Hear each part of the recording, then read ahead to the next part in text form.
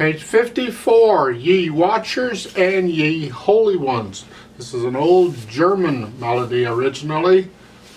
This is in the key of C major. No sharps or flats. There are a few accidentals. Big deal. Eighth notes, 1 and 2 and 3 and 4 and 4 time.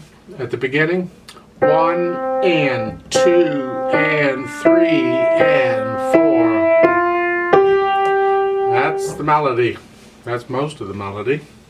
Then the left hand gets it in second measure. Same melody. It's like they're taking turns here, and then the second line the right hand takes over. And the second measure, the left hand seems to start, but then the left hand goes into harmony. Now your right hand has to move out, but you get a quarter rest to get there. So you can get there. And the left hand is just going up the scale. And then the left hand moves way down.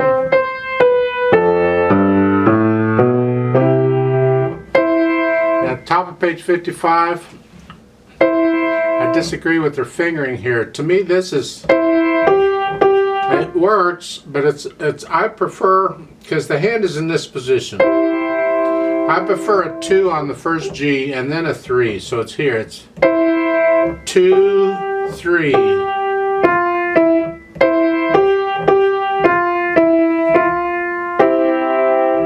Now here you can do a 4, 3 if you want. I'll leave that up to you. You need practice in using different fingers on repeated notes anyway. This is good for you. In the left hand, second measure, first line. Page 55, you know where, okay. Second line, same thing. 2, 3. And then left hand again, 4, 3.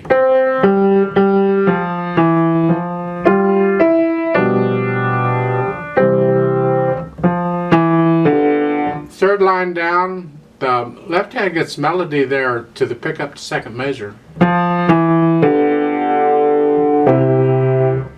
The right hand has to go up, just between a phrase. Lift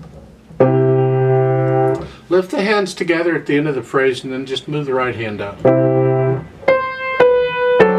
There's the accidental F sharp. And again, move the left hand or right hand down.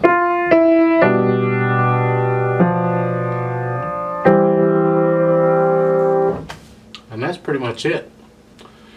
Dynamic wise, it starts out loud and it stays there for the most part till you get to page 55, the third line.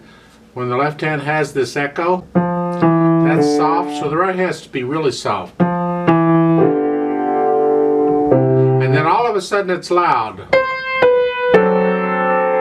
And then soft again. It's like an echo. And now very loud at the bottom.